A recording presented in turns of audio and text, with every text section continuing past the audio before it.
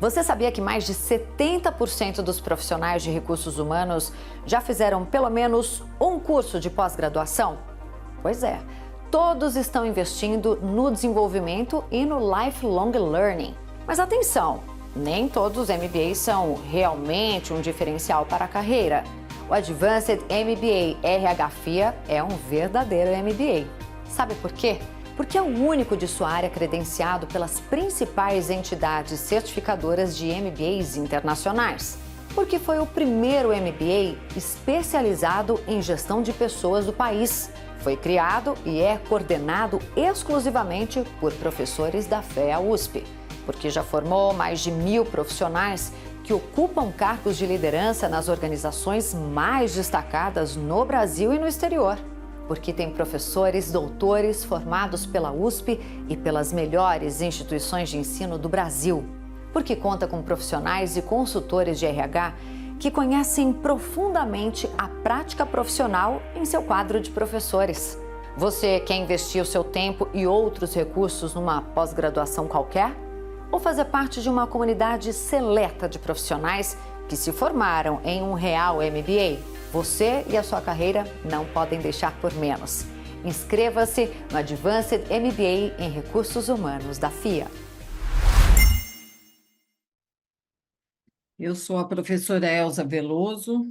Nós vamos iniciar o nosso webinar sobre tendências e desafios para a gestão de pessoas em 2024 e para o final dessa década. Então, é um webinar bastante desafiador, né? Onde nós vamos discutir tendências, nós vamos pensar um pouco no que nos espera, né, em termos de gestão, especialmente em termos de gestão de pessoas. Hoje nós estamos aqui com os palestrantes, o professor André Luiz Fischer e a professora doutora Lina Nakata, que são os professores que vão conversar com vocês. O professor Joel Dutra não pôde estar aqui conosco, mas eu tenho certeza que nós vamos ter excelentes discussões sobre gestão de pessoas. Então, eu vou começar apresentando o professor André. Eu trabalho com o professor André, com o professor Joel no PROGEP, né, que é o Programa de Estudos em Gestão de Pessoas. Eu sou coordenadora executiva, eu faço, na verdade, uma assistência à coordenação desses dois professores, né, e o professor André, ele é livre docente da FEA, ele é professor livre-docente da FEA USP, ele é mestre em Ciências Sociais e doutor em Administração de Empresa, também pela FEA USP. Ele é supervisor de projetos de pesquisa e consultoria da FIA, ele é coordenador do curso Advanced MBA em Recursos Humanos e dos cursos de especialização em Gestão de Pessoas, entre outros. É consultor de empresas, docente, pesquisador nas áreas de tendências e novos modelos de gestão estratégica de recursos humanos, cultura e clima organizacional. E é coordenador da pesquisa FEX, né, que é a FIA Employee Experience, que realiza o prêmio Lugares Incríveis para Trabalhar. A professora Lina, professora doutora Lina, ela é professora, palestrante, pesquisadora e consultora em administração, gestão de pessoas e diversidade e inclusão. Ela é co-presidente da PWN São Paulo, né, que é a Professional Women Network, é diretora de marketing da Angrade, que é a Associação Nacional de Cursos de Graduação em Administração, e é diretora de carreiras da Sempre FEA. Ela atua na FIA Business School, no Mackenzie, no INSPER, na ESSEC e no Hospital Oswaldo Cruz. É doutora, mestre e bacharel em administração pela USP, e ela já foi professora em diversas outras universidades. Atualmente é pesquisadora da FEX, da FIA Employee Experience, né, que realiza o prêmio Lugares Incríveis para Trabalhar. Então, né, no projeto, nós, além dos cursos, fazemos pesquisas, né, como a FEX, que são pesquisas que nos ajudam e ajudam a todo o mercado a entender mais de gestão de pessoas e, inclusive, a fazer as reflexões que nós vamos fazer aqui hoje. Então, a princípio, eu vou passar a palavra ao professor André, mas antes eu gostaria de pedir a quem está nos assistindo que interaja conosco, né? Nós temos o chat, nós temos o ambiente Q&A, né? Onde vocês podem colocar perguntas e nós vamos transmitindo aos professores, né? E eu espero que a gente tenha uma ótima noite, ótimas discussões. Agradeço a presença de todos e passo a palavra a você, professor André Fischer. Muito obrigado, Elza. Muito bom estar aqui com vocês. Boa noite, Lina. A Mafalda está aqui com a gente, ajudando também, a professora Mafalda.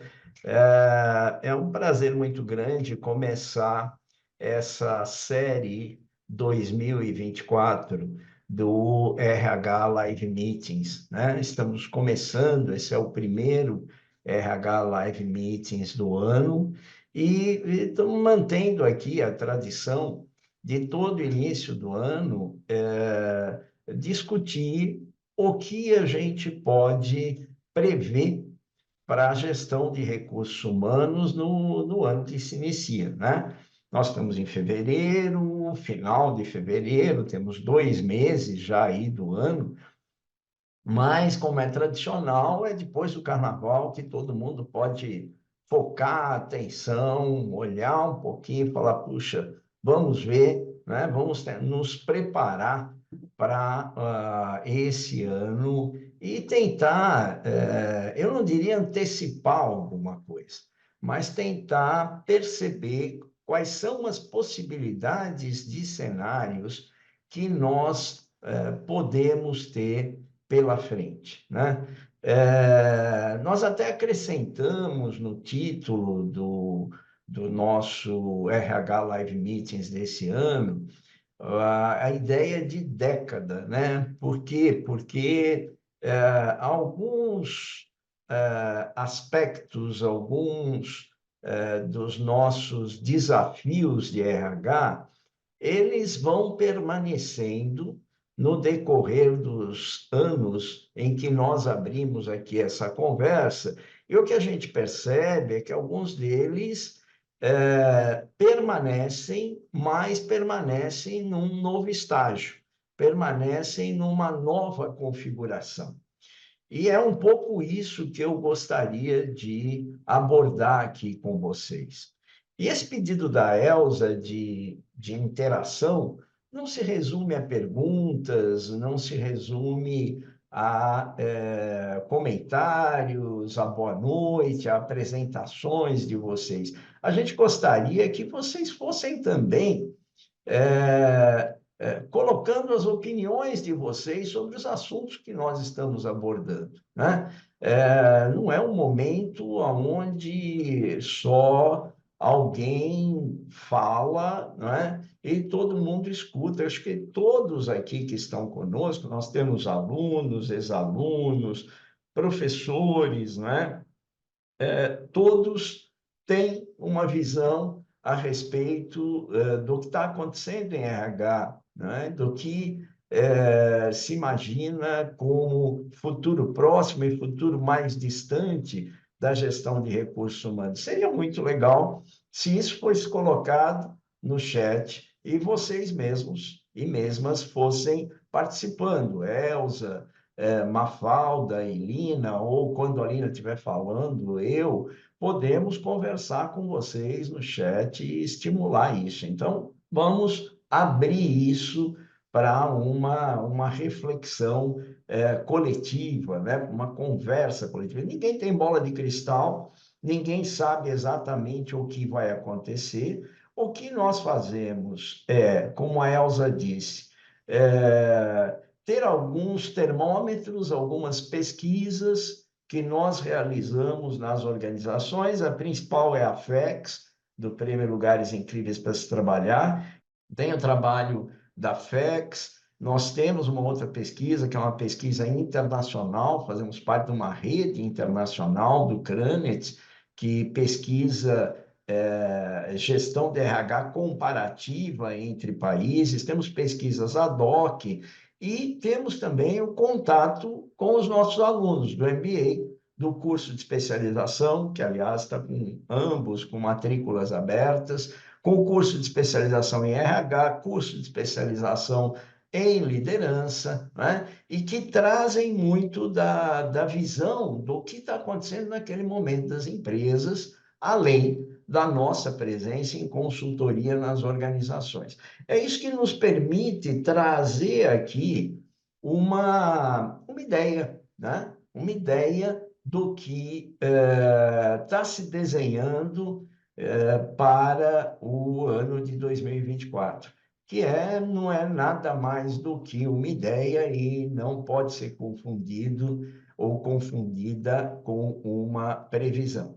Eu vou compartilhar com vocês alguns slides, mas para orientar aí a nossa conversa, né?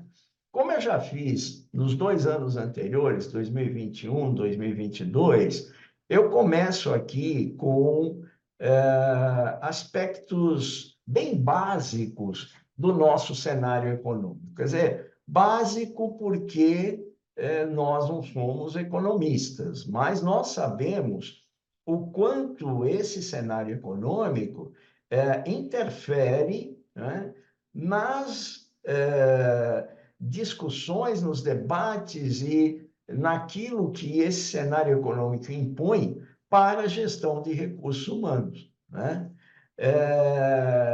O cenário econômico o cenário econômico que fechou 2023, ele representou uma surpresa. No início de 2023, não se acreditava que nós tivéssemos um crescimento econômico, um crescimento do PIB da ordem de 3%, né? O ano foi melhor do que os economistas pensavam no final de 2022, começo de 2023. Havia uma previsão, uma projeção de um crescimento do PIB menor do que 1%, não é? Veja, quando nós estamos falando de 2022, e final de 2022, nós estamos falando numa transição de governo, nós estamos falando de um momento em que a gente já tinha, né, uma guerra em curso, não é? Nós estamos falando de um momento de maior instabilidade do que a virada do ano de 2023 para 2024. Então, todas as organizações, todas as empresas estavam ainda vivendo um momento de muita incerteza, e fazendo previsões e fazendo orçamentos ainda muito mais justos, vamos dizer assim, né? Todo mundo estava esperando o que ia ser o governo Lula, né? Seria uma nova estabilidade, isso geraria mais instabilidade pela troca de governo, né? Então, vejam que mesmo os economistas, eles fazem uma previsão nesse momento muito abaixo daquilo que vai acontecer. O que, aliás, para aqueles que acompanham um pouco os textos de economia, vem sendo recorrente em todos os anos aí anteriores mais próximos, né? O Banco Central e os economistas em geral vêm fazendo previsões muito mais conservadoras do que efetivamente acontece em termos de crescimento da economia. O que se projeta para 2024? Para 2024, a projeção é de uma inflação, de um crescimento do PIB de 1,7% e a inflação razoavelmente controlada, né? A questão que nós temos que nos colocar agora pela frente puxa vida, né? Será que, de novo, estão errando para menos, né? Se estiverem errando para menos, nós podemos chegar até um crescimento de 5%, né? Se estiverem corretos, nós temos uma economia meio que andando de lado, né? Uma economia relativamente estável, vamos dizer assim, mas com viés de baixa e andando de lado. Isso certamente tem impactos consideráveis na gestão de recursos humanos, porque vai ter impacto lá na empresa e vai ter impacto principalmente no mercado de trabalho, né? E o que a gente pode dizer do mercado de trabalho, né? O mercado de trabalho, olhando aqui essas barrinhas, nós vamos ver que ele sofreu mudanças consideráveis de 2021 até 2023, né? Nós estamos chegando em 2023 com uma taxa de desemprego, ou melhor falar em taxa de desocupação, porque emprego é diferente de ocupação, mas não vamos discutir isso aqui, com uma taxa de desocupação próxima daquilo que acontecia em 2014, quando nós estivermos próximos do pleno emprego. Se considera pleno emprego alguma coisa próxima de 6% ao ano. Quem viveu 2014 lembra o que foi um mercado de trabalho onde as empresas estavam buscando, né, suprir as suas vagas, particularmente nos cargos de maior nível de qualificação, e não conseguiam. Foi uma correria para o mercado, né? E vagas que ficavam, por vezes, durante muito tempo, sem se conseguir preencher. A mesma coisa não acontece hoje, tão intensamente. Por que não acontece hoje? Porque nós passamos por todo um período aqui de enxugamento da nossa folha, do nosso plano de cargos e salários, e principalmente, nesse período de 10 anos, a automatização de processos, né? A substituição de mão de obra por tecnologias automatizadas e digitalizadas, preparou, digamos assim, as empresas para um cenário de mercado de trabalho um pouco mais restrito, como é esse que nós estamos vendo aqui.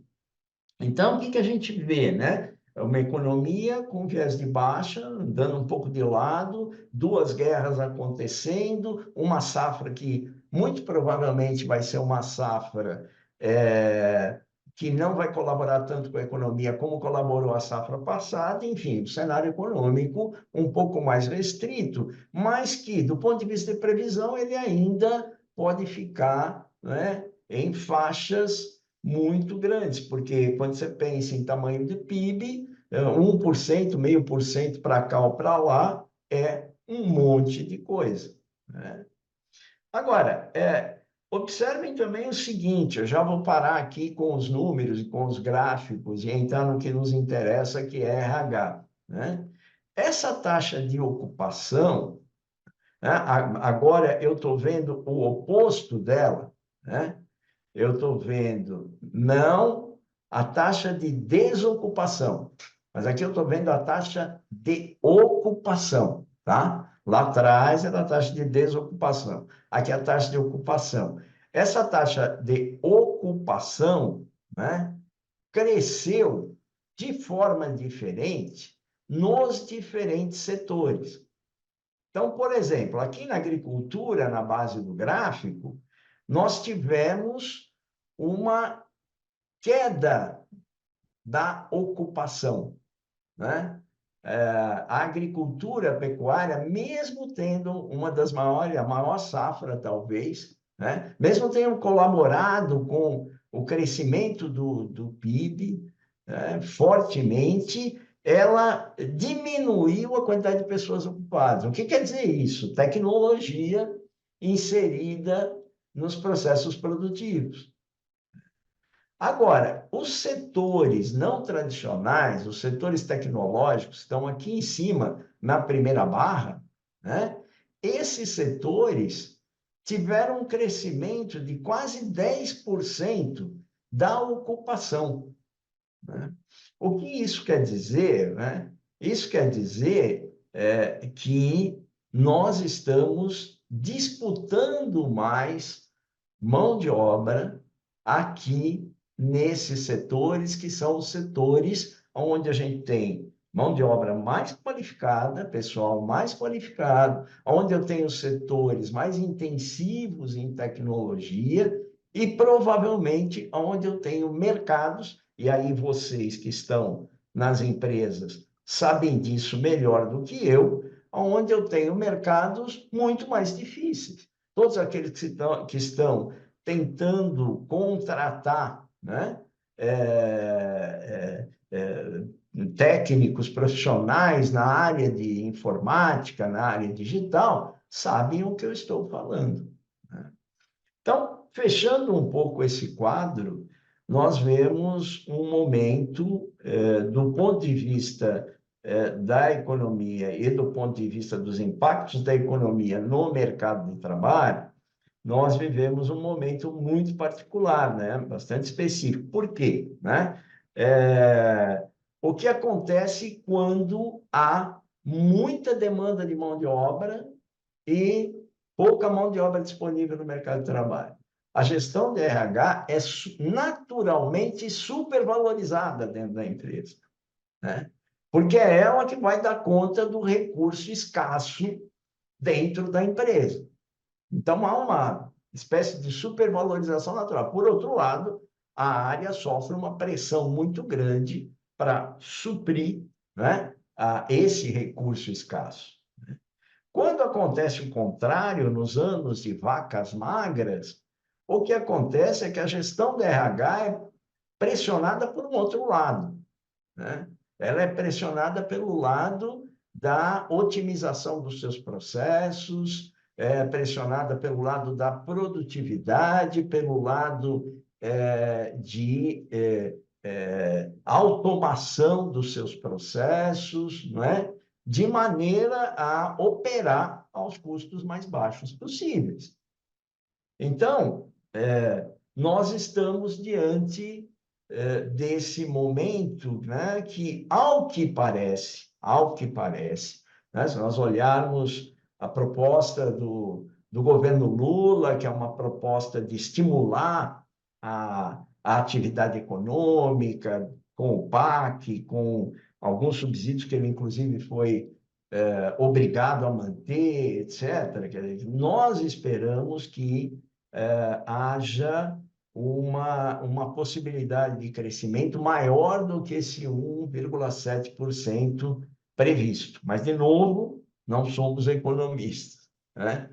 E se isso acontecer, vamos ter pressão de mercado de trabalho e vamos ter que buscar competências nesse mercado e concentrar nossos esforços em desenvolver as competências ainda mais que nós temos dentro da nossa organização. Bom, isso para falar do ano, né? Agora, quando nós analisamos a atividade de gestão de recursos humanos especificamente, nós vemos que algumas mudanças, né, elas estão hoje presentes, não são novas, nenhuma delas, né? Não são únicas, eu acho que vocês mesmas e mesmos, muito provavelmente podem colocar outras questões, outros desafios, né, aí pelo chat, mas eu selecionei algumas que eu tive mais contato e que eu pude observar nas organizações e que certamente vão se manter no debate de RH, na cabeça do primeiro homem de RH. nos projetos que serão implementados em gestão de recursos humanos, né? Eu selecionei aqui 6, e eu vou ser muito rápido aqui em tocar em cada um deles, né? Apenas para alimentar aí o debate, tá? É a transição digital que todos nós estamos vivendo na vida pessoal e nas organizações. É a questão da gestão ágil, né? Que já vem de algum tempo, né? E aí está num estágio hoje que valeria a pena a gente refletir na gestão de recursos humanos, né? A questão da flexibilidade do trabalho, e são várias as formas de flexibilidade, mas o home office ainda está aí para a gente discutir. Diversidade e inclusão, pauta permanente, né?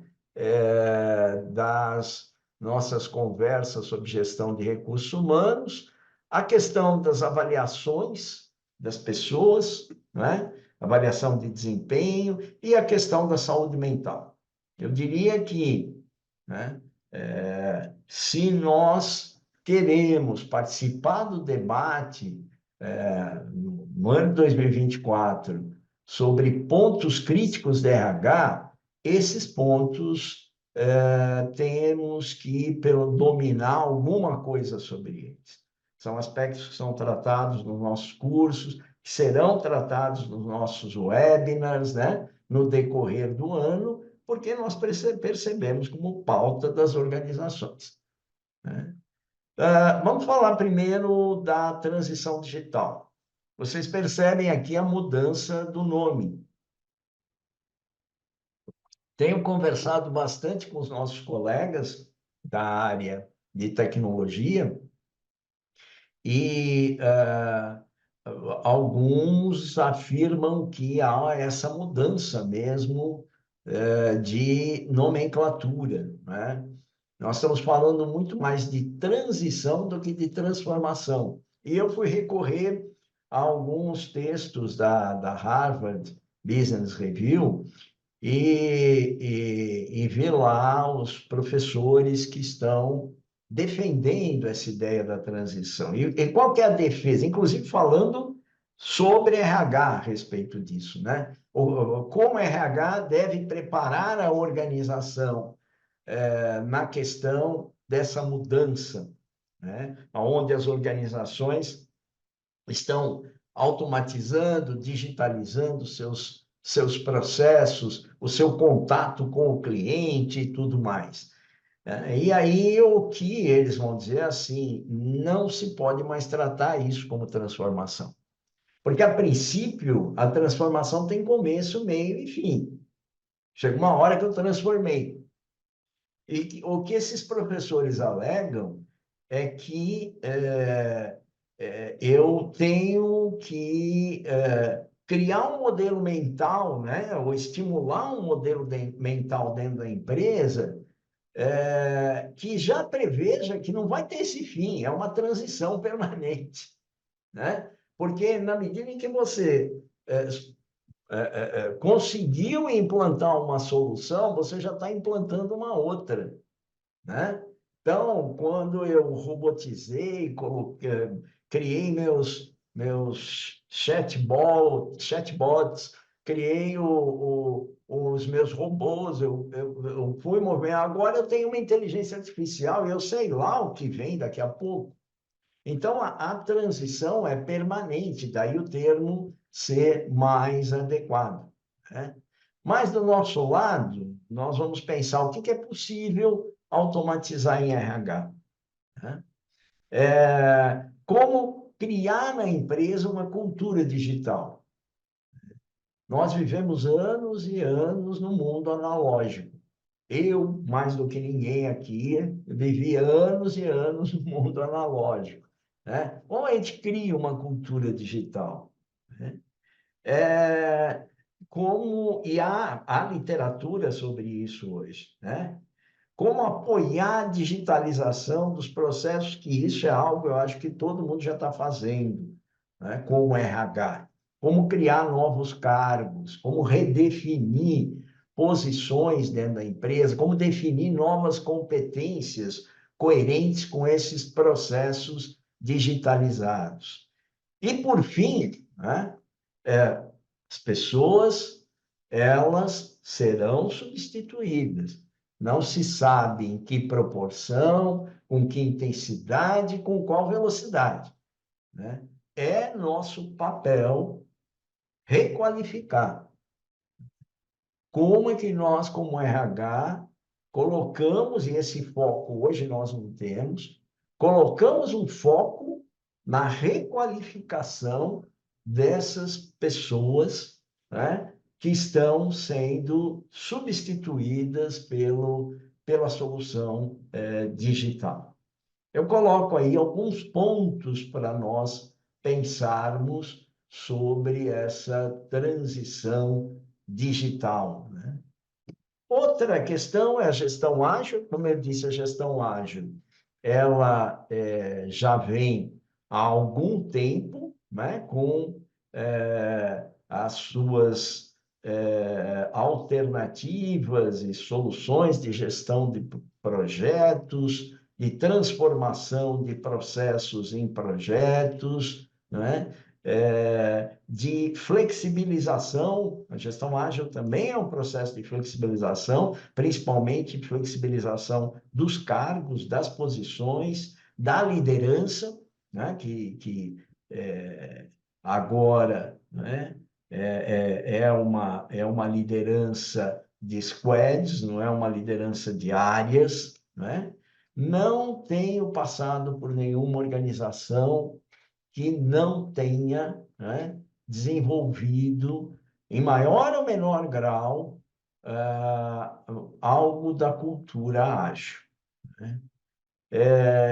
Claro que as organizações de tecnologia estão na ponta, né? As organizações que produzem software, as organizações de TI, etc. Mas você vai, por exemplo, numa Gerdau, e você vê numa Gerdau, ou seja, eu estou falando uma empresa da área metalúrgica, uma área industrial, e lá eu tenho um escritório ágil, eu tenho a implementação de metodologias ágeis visando modificar e agilizar processos e flexibilizar processos e áreas, né? Agora, qual estágio que está hoje? Eu vejo como algo já consolidado, mas já consolidado no sentido que já está absorvido, não que está gerando resultados, mas que já está absorvido pelas organizações, né? Não há mais um debate se eu devo optar pela gestão ágil ou não devo optar. Cada organização já está adequando às suas necessidades o agile, né? Os pressupostos, as técnicas, né? E aí a questão é quanto a gestão de RH apoia essa cultura ágil, apoia os processos ágeis. De novo, nós vamos falar em competências, nós vamos falar em delimitação de cargos, nós vamos falar, inclusive, de remuneração, né? E nós vamos falar até no business partner. Existem artigos que questionam se o business partner, como modelo, dá conta de uma organização que se adequa intensamente ao Agile, né? Cenas dos próximos capítulos, eu posso, lá na frente, né, discutir com vocês um pouco mais resultados de pesquisa nesse campo que indicam essa consolidação de alguma maneira e o que impacto causou para a gestão da RH. Mas nós vamos falar nesse ano ainda sobre gestão ágil, dentro e fora da RH. Por fim, não, estou no home office, estou meio atrasado aqui na minha fala. Home office, né? Essa tríade aqui, eu acho que demonstra bem o que vem acontecendo com essa questão da flexibilidade. O home office era visto antes da pandemia como benefício.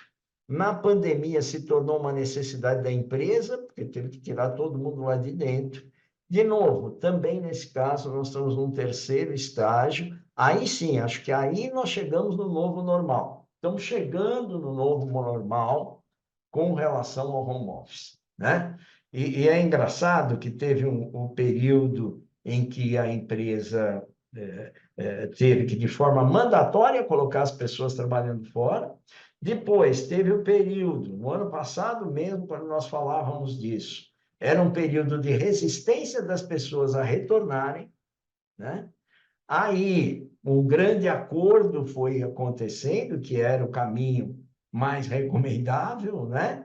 As empresas tentando ver aonde pode, como pode, aonde deve, de que forma, são 3 dias, 2 dias, são um dia só, como é que funciona, né?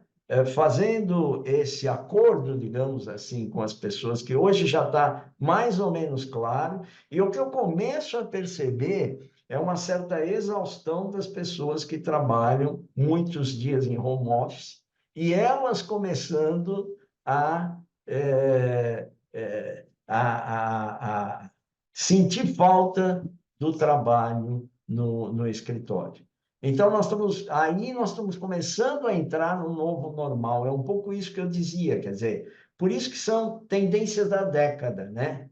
Não é de 2024, mas em 2024 a gente entra, na minha visão, no que a gente vê, num novo estágio. Sobre diversidade e inclusão, eu vou deixar para quem entende do assunto, que é a Alina, né? Só queria dizer que é uma agenda obrigatória, é uma agenda que está na governança de praticamente todas as organizações que são minimamente ligadas no que está acontecendo na sociedade, né? E que hoje engloba todas as formas de diversidade cada vez mais, né? É gênero, é cor da pele, opção sexual, e vai daí para frente, pessoas com deficiências, diferentes deficiências, o letramento a respeito de cada uma dessas formas de diversidade, e não tem jeito, nós estamos no núcleo disso, depois a Lina pode falar mais um pouco a respeito. Finalmente, vamos continuar falando de avaliação de desempenho, um grande calcanhar de Aquiles da gestão de recursos humanos, né? Desde 1989, quando eu comecei a dar aula na FEA, se falava que os líderes, né, tinham que dar feedbacks, né, frequentes para as pessoas da sua equipe, né? E desde lá a gente não conseguiu fazer isso totalmente até agora, e faz bastante tempo, né? E agora, a questão da redução dos ciclos, né? Quanto que eu faço essa redução estimulando para que esse gestor ele faça o assessment em ciclos mais curtos, ou quanto que eu formalizo isso. Algumas organizações estão criando, olha, tem uma reunião formal toda semana, cada 15 dias, etc. O que é bem questionável, não é? Ou quanto eu trabalho na capacitação mesmo, né? Ou quanto eu uso a tecnologia. Há organizações que estão criando sistemas do tipo que a gente tem de avaliação no Uber. Você vai colocando estrelinha, tem um monte de gente colocando estrelinha ali, e o que o gestor faz é discutir as estrelinhas com as pessoas, né? Mas, enfim, o que eu estou querendo dizer é que nós vamos discutir, nós vamos debater isso. Por fim, questão da saúde mental, não é exatamente a minha especialidade, mas o mundo realmente hoje é um mundo que pressiona no trabalho, pressiona na política, pressiona no grupo de WhatsApp do qual eu participo, enfim. E o que a gente vem observando é que, frente ao tamanho do problema, RH tem enfrentado essa questão de forma ainda tímida, né? Eu vivi ótimos exemplos, assim, de pessoas que tiveram um atendimento impressionante, né? Do psicólogo da organização, preparar um plano para ela seguir rigorosamente, mas que a chefia fazia parte, a liderança fazia parte desse plano, os colegas de trabalho faziam parte desse plano. Quer dizer, você tem desde situações assim, e que te deixam absolutamente entusiasmado de ver, até situações de pessoas que não encontram nenhum canal na empresa, muito ao contrário, na empresa ele é estimulado a não falar sobre a sua situação psicológica naquele momento, né? E que chega a situações aí absurdas, dramáticas, né?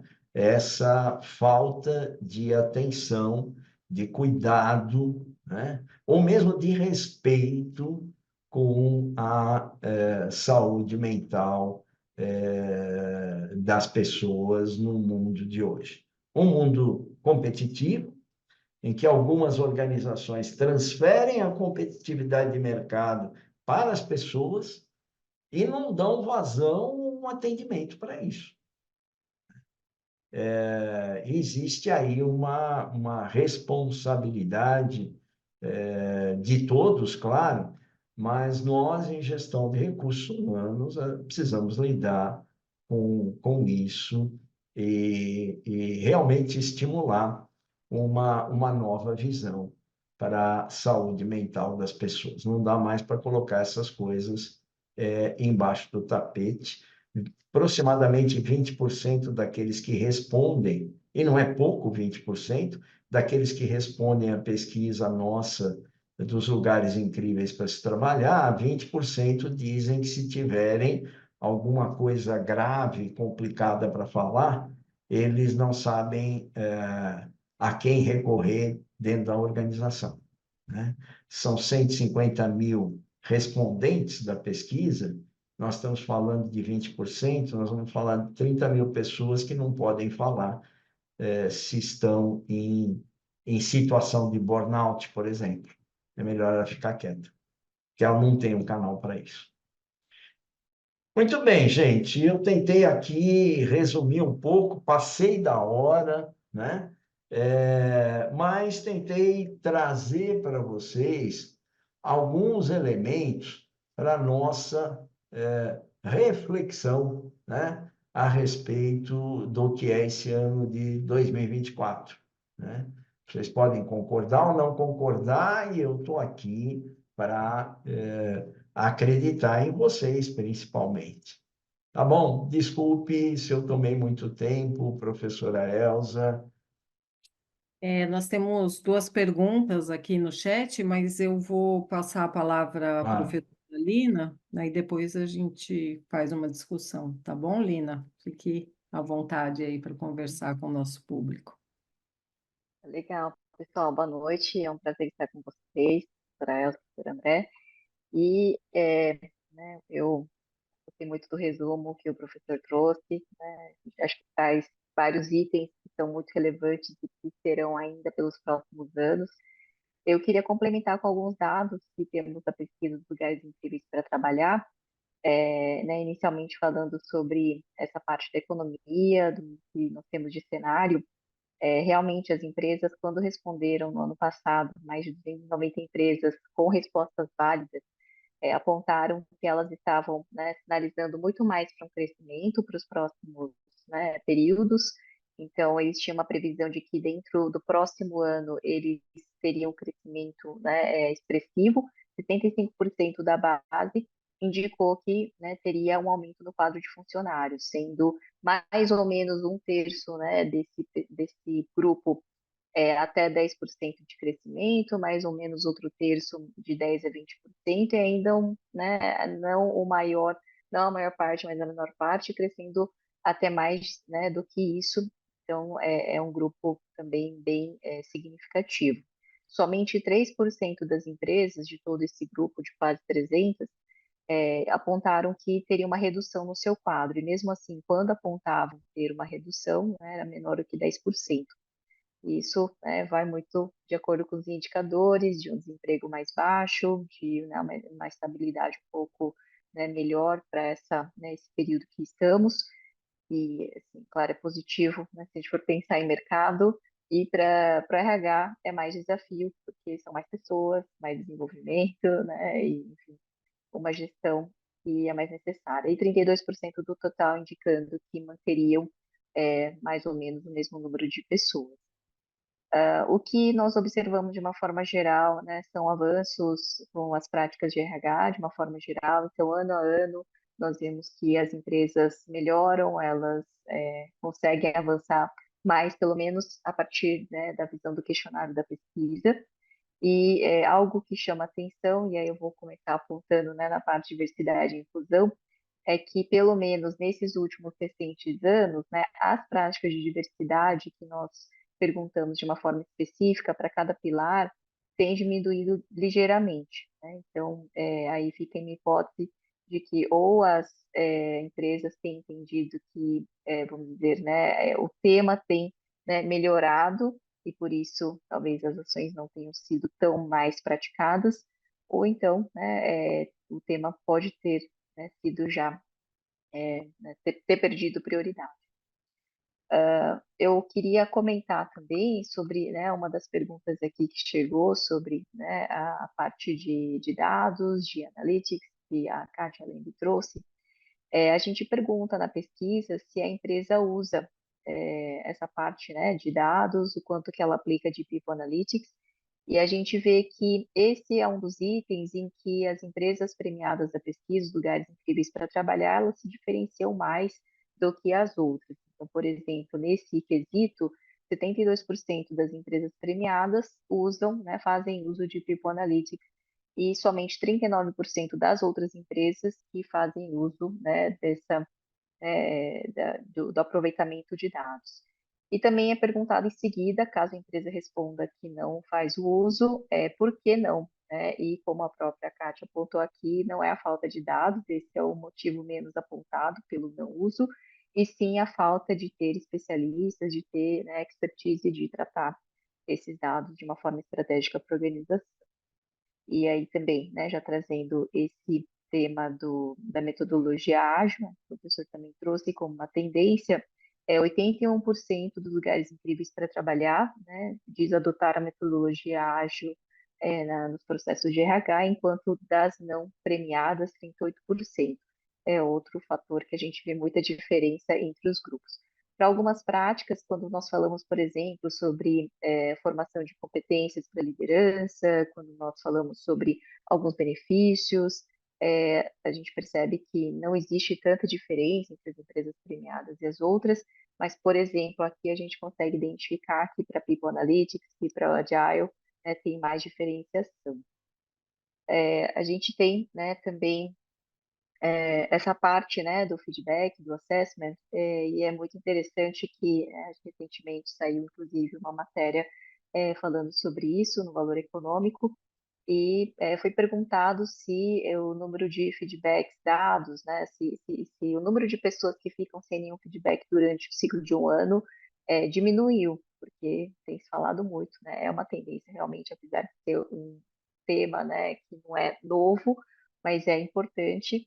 E em 2020, a gente tinha 24% da população pesquisada, né, essa quantidade que o senhor comentou, cerca de 150 mil pessoas por ano, né, respondentes dessas empresas que são reconhecidas, não recebiam nenhum feedback, e a gente continuou em 2023 também com esses mesmos 24% de pessoas, claro que podem ser outras pessoas, né, não recebendo nenhum feedback.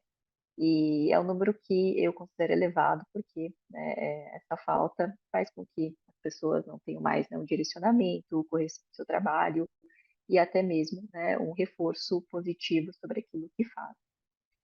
Então, né, de uma forma geral, a gente tem visto alguns dados que são animadores, que avançam em vários itens, mas outros nem tanto. E a saúde mental, né, que foi o último item aqui trazido, eu entendo que é outro item, né, ainda a ser melhor cuidado, porque a gente vê que o número de pessoas com estresse excessivo na pesquisa ou esgotamento mental, ele, né, ou ele se mantém de um ano para outro, ou então ele se eleva. 2023 também foi o ano que, né, teve uma pequena elevação ainda desde 2022. Nós pensamos, né, que isso era um efeito de pico para 2020, né, e 2021, anos de pandemia, mas nós não vimos a redução e, apesar das várias ações, as ações das empresas para esses temas, claro que, né, aumentaram substancialmente, mas a gente não vê ainda esse impacto nas pessoas. Eu não sei se a gente tem alguma outra questão para comentar. Aí acho que podemos conversar, né, um pouco. A Lina já falou da pergunta sobre dados, né, que chegou aqui, da Kátia. E daí a gente tem outras perguntas aqui. Uma delas sobre liderança, né, que foi o Cláudio que colocou, né, em que ele diz que grande parte dos líderes ainda não cria um ambiente de segurança psicológica, né, e acaba não gerando saúde organizacional. E enquanto vocês falavam, também fiquei me perguntando, né, se a gente, com o tempo, tem chance de que as empresas fiquem mais sensíveis, né, criando esses mecanismos que o professor André colocou, ou que as pessoas fiquem mais conscientes ao longo do tempo, né? E aprendam a se prevenir, aprendam a se cuidar, né? Então, eu gostaria de ouvir um pouquinho vocês, né? Porque eu acho que esse é um tema muito sensível, né? Porque é um aprendizado para todos nós, como viver nesse ambiente psicológico, tecnológico, né? E daí eu queria saber como que vocês enxergam essa questão? Posso comentar? Eu acredito que a formação das lideranças, de uma forma geral, são muito focadas, né, para os processos, para os resultados, e nem sempre com esse olhar, né, de formar os gestores né, com o entendimento de que seus funcionários podem ter alguma questão, né, de saúde mental e, né, também mesmo que descubram, mesmo que identifiquem, nem sabem o que fazer, né, com isso.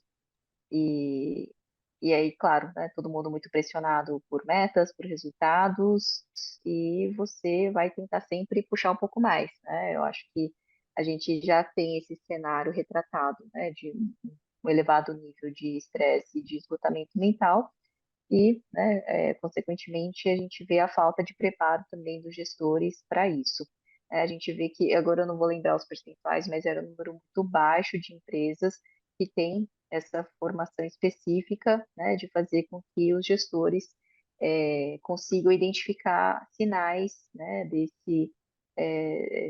desse adoecimento mental da sua própria equipe, e se isso for mais incentivado, é claro que, né, a gente consegue ganhar com isso. O problema é que, quando nós fazemos a análise dos dados e cruzamos, né, as posições de liderança com as posições que não envolvem liderança, os líderes estão mais estressados. Então, aí a gente tem um problema maior ainda, que eles estão ali no meio de tudo, estão pressionados, né, pela gestão, pelas suas equipes, e, enfim, eu acho que fica aqui um grande desafio. Talvez os líderes sejam os primeiros a precisar de algum apoio, né? Porque a pessoa também que não consegue olhar para si própria, ela tem mais dificuldade de olhar para a sua equipe, né? E assim, o Marcelo, ele colocou um ponto muito interessante aqui, né, sobre a transição digital, que ele diz que, assim, nós estamos sendo cobrados, né, de ser pessoas, de ser exponenciais, mas somos seres analógicos, né? Então, assim, daí ele destaca a necessidade de ouvir as pessoas, de atenção, né? Então, eu acho que é esse equilíbrio que a gente ainda não achou, né? A gente fala o tempo todo em avanço tecnológico, mas esquece que a natureza humana ela continua permeando todas as relações dentro de recursos humanos, né? E professor André está quietinho aí, gostaria de comentar ou eu continuo aqui? Não, não, eu queria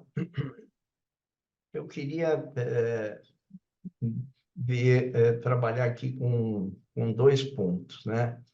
Segurança psicológica é o tema do momento. Ali, em vez de saúde mental, poderia estar o título Segurança Psicológica, né? E que eu concordo plenamente com o Cláudio, nossa liderança, em geral, não está preparada para lidar com isso. Por vezes, a gente não está preparado para lidar com isso nem na nossa família, tá? Ao longo do tempo, doença mental foi confundida com esquisitice, enfim, nós não fomos preparados para isso e as nossas lideranças também, né? Isso é um movimento de mudança que nós estamos vendo hoje e que vai demorar para acontecer, sabe?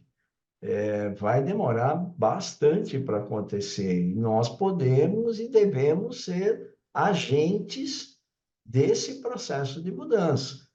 Eu acho que tem muito a ver com o que a Elza falou. Não se trata de uma mudança organizacional, né? É claro que a criação de processos, essa empresa que eu mencionei, que eu acompanhei um pouco um caso, acho que eu posso abrir aqui, foi o Google, né? E o protocolo que eles têm para burnout é um protocolo muito, muito sério e foi muito bem seguido por todo mundo que estava envolvido nesse negócio, sabe? Então, o que eu acho é assim, a gente já tem exemplos organizacionais, mas são muito localizados e são em organizações que sabe, desenvolveram isso, porque isso é um problema de negócio para elas. Isso é um problema de negócio para elas. Então, enquanto a liderança, ela mesma, estiver questionando a sua saúde mental mais que os demais, como aparece na pesquisa, como a Lina falou, né? E aí, o papel da liderança é justamente ser uma correia de transmissão da pressão de cima para baixo, até chegar na ponta, para depois o que volta ser situações psicológicas complicadas. É claro que o mundo vai continuar assim, entendeu? Então, acho que tem toda uma mudança de cultura. O que eu vejo do lado positivo é que essa mudança de cultura está acontecendo. A única vantagem da gente ficar com uma juventude mais avançada é que você consegue comparar com o passado, né? Se nós olharmos aí, não vou muito longe, há 15 anos atrás, não se falava sobre isso dentro das organizações. Hoje nós estamos começando a falar. Eu imagino que alguns de vocês estão vivendo a organização, vocês estão vivendo essa relação com a liderança, que é uma relação sempre de duas mãos, né? Você, ao mesmo tempo que precisa influenciar a liderança, né? Recebe os limites que essa liderança te coloca, né? E eu sei como isso pode ser tenso e frustrante, né? Mas só o fato de nós conversarmos hoje sobre esses assuntos, inclusive diversidade, inclusão, etc., né, é algo que talvez um profissional de 30, 35 anos não tenha noção, mas é algo que há alguns anos atrás nem se imaginava tocar. Então, estamos avançando. Nós precisamos encontrar oportunidades para esse avanço, né? Sem colocar essas questões como algo que eu, por ser profissional de RH, eu tenho que mudar, mas eu não vou mudar. Mas eu vou conseguir criar condições para que esse debate permaneça. Não posso abandonar a luta desse debate, né? A Érica fala aqui de um cansaço coletivo, né? Alimentar É, a competitividade e medo crescentes, né? Medo de desocupação, muita pressão, né? E assim, achei que ela traduziu bem a ideia, né, de cansaço coletivo que vai permeando toda a organização, né? E o RH ele fica no centro desse cansaço, né? Assim, buscando soluções para a empresa como um todo, que são soluções que muitas vezes elas dependem da sociedade também como um todo, né? Não é só a empresa que tem esse papel. Mas a Érica deixa uma pergunta aqui se tem alguma pesquisa sobre isso, mas eu gostaria de emendar aqui, né? Eu fiquei pensando no que a Lina falou, né, da queda da pauta de diversidade, assim, ou talvez a diminuição do movimento crescente dessa pauta, né? E o Leonardo, ele coloca uma pergunta aqui, né, um alerta, ele fala da transformação digital, né? E que o RH ele copilota essa transformação, né? Mas aí ele percebe também que há um cansaço coletivo, como a Érica falou, e os líderes eles vão cada vez mais jogando essa responsabilidade para o RH. Porém, assim como a pauta de diversidade, ele fala de vários movimentos que eram muito fortes e que acabam sendo um pouco esquecidos ao longo do tempo, né? Então, ele fala dessa questão do data driving, do home office, saúde mental, esses vários temas que eles entram em pauta muito rapidamente e depois a gente não dá conta de, como RH, de protagonizar esses movimentos, né? Então, é é. isso que eu queria ouvir vocês. Eu acho que essa eu li aqui, né?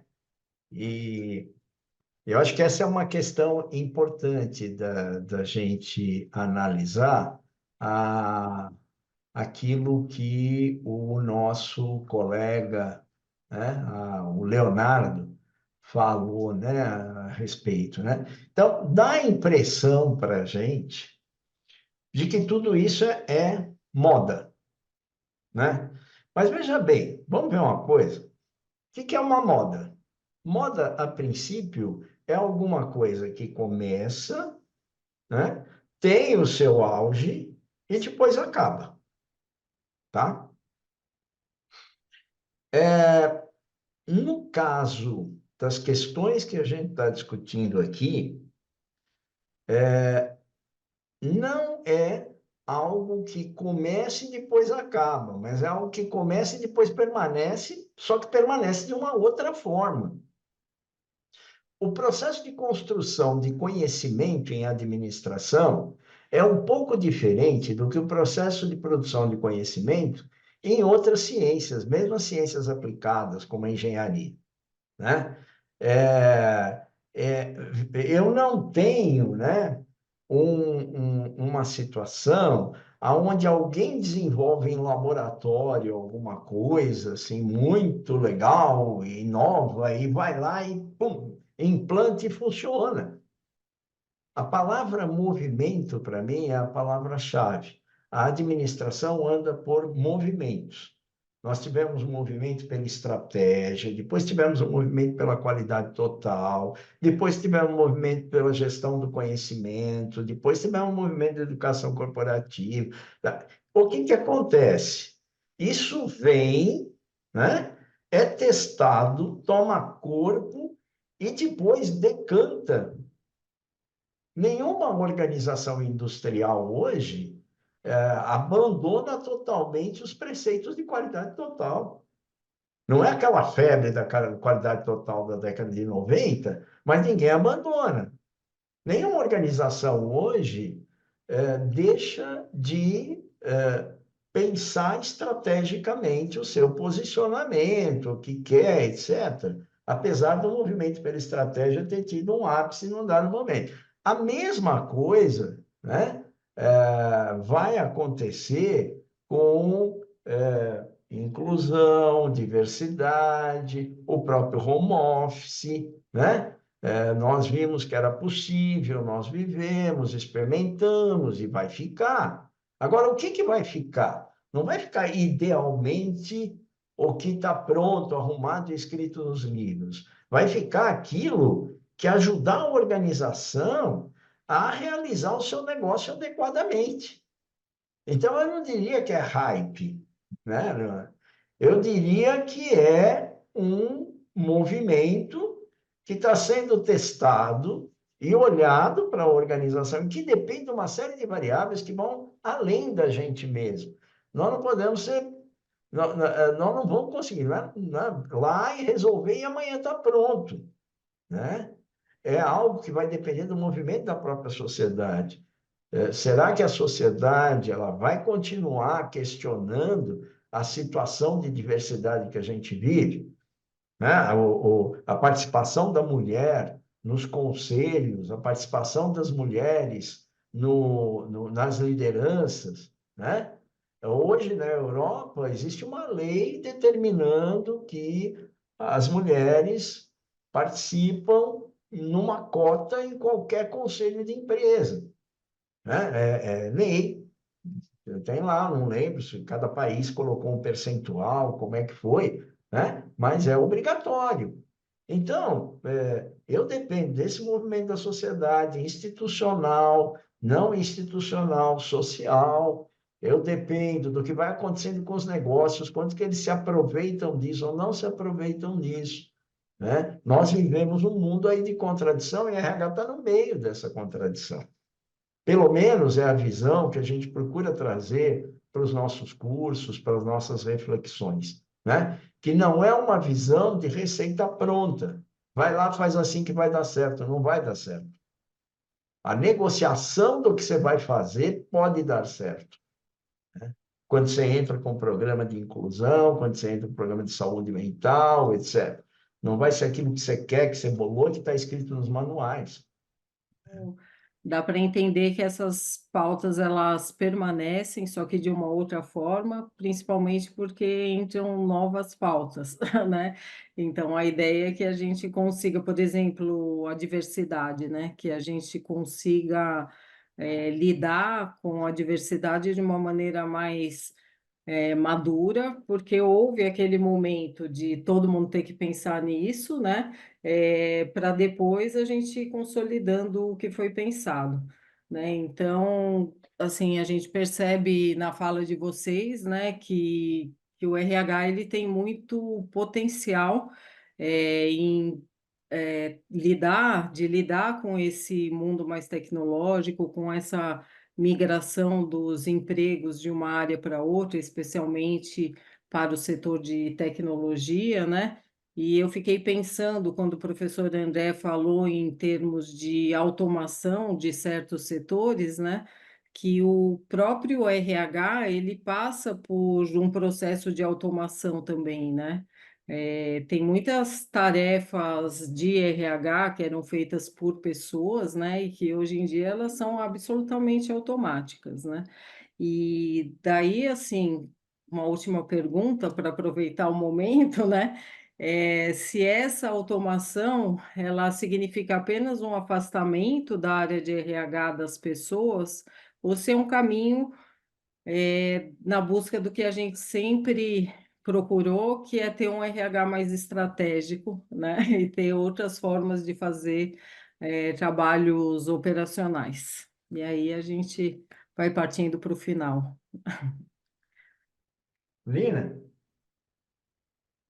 É, um ótimo ponto. É, eu acho que, assim, a gente, como profissional, a gente tem que ter uma visão, né, de como que a gente vai trabalhar, né, com essa questão da diversidade, né, e como que a gente vai trabalhar essa questão da inclusão, né, e como que a gente vai trabalhar essa questão da Eu acredito que de uma forma ou de outra, né, o RH vai caminhando para o lado estratégico, mas é isso, eu acho que a tecnologia tem apoiado para tudo, né? Claro, tem um lado, né, mais negativo, em que a gente tem a substituição da mão de obra e tudo mais. Quando a gente vê os números, né, são milhões e milhões de pessoas afetadas no mundo por isso, né, o desemprego estrutural e tudo mais, mas também serve para facilitar, né? Eu sei que tem um lado, né, de sobrecarregar as pessoas, como a Erika trouxe, com certeza, mas se a gente for ver o quanto que a inteligência artificial tem auxiliado muitos profissionais para várias coisas, né? O quanto que isso contribui para designers, para escritores, para jornalistas, para advogados, entre várias outras profissões de qualificação, eu acho que tem isso também, né? Até mesmo o próprio profissional de TI que consegue muito mais com essas ferramentas. Então, acho que o RH ele fica nesse mesmo sentido, né? A tecnologia vem para contribuir, os dados que já estão, né, em abundância também vão, né, vão dar esse suporte, e a ideia é que o RH seja mais estratégico, mas ainda temos esses problemas, né, que são básicos de saúde, de bem-estar, que são mais. Obrigada, Lina. Professor André, gostaria de dar uma palavra final para a gente partir para o fechamento aqui do nosso webinar. Então, eu acho que o Marcelo Porto aqui, ele trouxe algumas respostas, talvez, importantes, né? Ele vai dizer, olha, tudo que não puder ser automatizado vai ser extremamente valioso, né? E o que a gente não consegue automatizar é justamente o caráter humano no trabalho, né? E certamente esse caráter humano vai ser valorizado, eu concordo com ele, né? Eu acredito muito que depois dessa fase tecnológica que a humanidade está vivendo, nós vamos retornar ao humanismo. A humanidade anda em ciclos desse tipo. Se a gente olhar assim, né, o que foi acontecendo ao longo do tempo, são ciclos, né? E a necessidade do ser humano, do contato que ele tem, do contato humano, que ele tem do caráter humano, das relações, etc., isso nunca vai acabar. Então, você veja o que a Elza perguntou, né? É claro que eu não vou voltar mais ao meu balcão de RH, onde eu ia lá para marcar as minhas férias. Isso não vai acontecer mais assim, com uma pessoa, etc. Isso vai acontecer direto ali, na rede do computador, é tudo automatizado, etc. Mas, ao mesmo tempo que isso está acontecendo, uma, uma moda de RH que também permaneceu foi o trabalho do business partner, que é uma aproximação com a liderança para tentar lidar com essas questões da liderança que estão sendo aqui mencionadas, e é uma aproximação humana com as pessoas. Então, nós nunca vamos abrir mão e nem vamos poder abrir mão dessas relações, né? Eu acho que tem um empenho hoje nas organizações que é assim, como humanizar a tecnologia, de um lado, né? Você vê que a própria tecnologia teve que criar emoji, teve que criar um monte de coisas que tentam dar um caráter humano para ela. Como humanizar a tecnologia e, de outro lado, como dar conta desse caráter humano, que é o que vai ser certamente valorizado na medida em que esse processo avança. Mais uma vez, reitero que o professor Joel não pôde estar presente por um imprevisto, né, com o voo dele, mas ele gostaria muito de estar aqui com a gente, né? Mas agradeço à professora Alina por ter vindo, por ter colaborado aqui com esse webinar. Agradeço ao professor André pelas excelentes reflexões, né? Tenho muito orgulho de trabalhar no Progep, orgulho dessas reflexões que nós fazemos, orgulho do trabalho que nós fazemos com os nossos alunos, e quero agradecer principalmente aos participantes, né, que estiveram conosco aqui desde o começo, vários elogios a gente está recebendo aqui pelo chat. Então, esperamos ter colaborado com as reflexões aqui sobre tendências de recursos humanos e para 2024 e mais para frente, né? Daí eu deixo uma boa noite para todos que estiveram aqui, né? E um até logo para os que vão assistir depois pelo YouTube. Abraço, então, gente. Obrigada. Até mais. Obrigado, Nina, obrigado, Elza. Boa noite. Mafalda, brigadão. Bom Obrigada. estar com vocês aqui, viu?